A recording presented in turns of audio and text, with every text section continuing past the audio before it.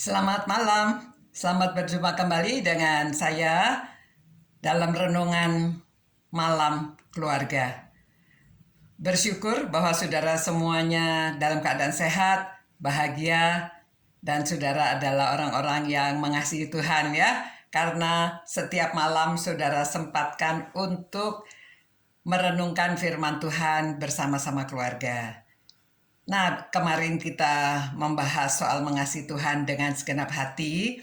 Malam hari ini kita akan membahas mengasihi dan merenungkan mengasihi Tuhan dengan segenap jiwa. Dengan segenap jiwamu. Nah, saudara-saudara, dalam bahasa Ibrani, jiwa itu nefesh. Nefeshkah. Jadi mengasihi dengan segenap jiwa itu dengan segenap nafas kita ya, nafas.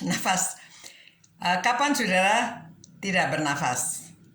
Kalau kita sudah tidak bernafas, artinya kita sudah meninggal ya. Jadi jiwa kita sudah tidak ada di dalam tubuh kita. Saya pernah di CT scan, dokter memberitahu, Ibu tahan nafas selama 30 detik. Tidak terlalu lama 30 detik ya, karena kebanyakan orang bisa CT scan. Tapi saya tidak tahan. Di tengah-tengah 30 detik itu saya perlahan-lahan coba tarik nafas dan gagal CT scan-nya. Hanya 30 detik nggak tahan ya. Itu saudara mengasihi Tuhan dengan segenap jiwa itu berarti setiap saat ya, setiap waktu, karena mengasihi kapan tidak nafas. Jadi di dalam kehidupan kita itu kita ingat bahwa apa yang kita lakukan, apa yang kita perbuat, semuanya kalau kita anak-anak Tuhan, kita tahu kita lakukan itu untuk Tuhan. Seperti ayat yang mengatakan, apa yang kamu katakan, apa yang kamu perbuat, perbuatlah semua itu seperti untuk Tuhan. Nah demikian, itu sebabnya mengasihi Tuhan dengan segenap jiwa. Saudara, pada waktu seorang menyerahkan diri sepenuh waktu untuk melayani Tuhan, apakah itu kebanyakan? Sebetulnya tidak ya, tidak too much. Karena mengasihi Tuhan dengan segenap jiwa itu, ya kita berani menyerahkan seluruh hidup kita untuk menjadi hamba Tuhan.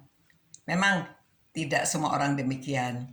Maksudnya mengasihi Tuhan dengan segenap jiwa di dalam tingkah laku, waktu kita sekolah, waktu kita di rumah, waktu orang tua melakukan segala sesuatu untuk keluarganya.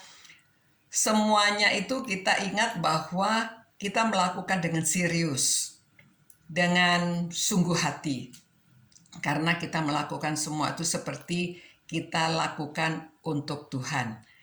Juga apa yang kita lakukan kepada orang lain dalam pelayanan, semuanya itu untuk Tuhan. Jadi kalau ada anak muda yang mau menyerahkan diri melayani Tuhan sepenuh waktu, orang tua jangan kaget. Orang tua jangan merasa itu terlalu banyak. Sudahlah, melayani Tuhan sudah biasa-biasa saja di gereja, sudah cukup.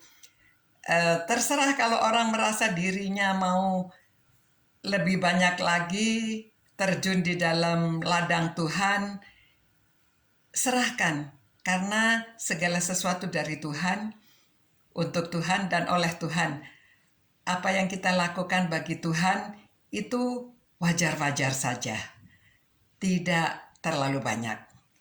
Jadi jangan khawatir. Kalau kita melayani Tuhan sepenuh waktu, kita bersyukur. Waktu anak saya mau menyerahkan dirinya melayani Tuhan sepenuh waktu, kami support sepenuhnya. Karena kami tahu melayani Tuhan sepenuh waktu itu bagaimana, dan menyenangkan hati Tuhan. Juga menyenangkan orang lain. Sehingga kami dapat melayani dalam segala kapasitas. Puji Tuhan, kalau kita dapat merenungkan firman-Nya dengan mengasihi Tuhan dengan sepenuh hati, sepenuh jiwa.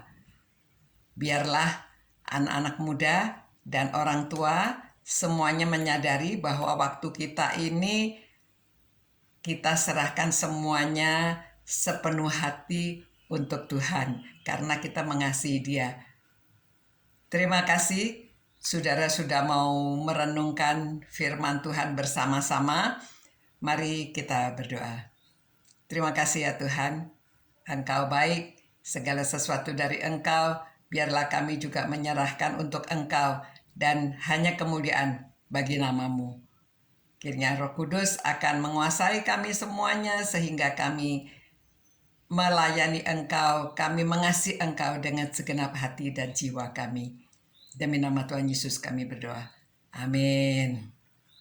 Sampai bertemu lagi besok, lanjutan dari ayat yang sama. Ya, ciao.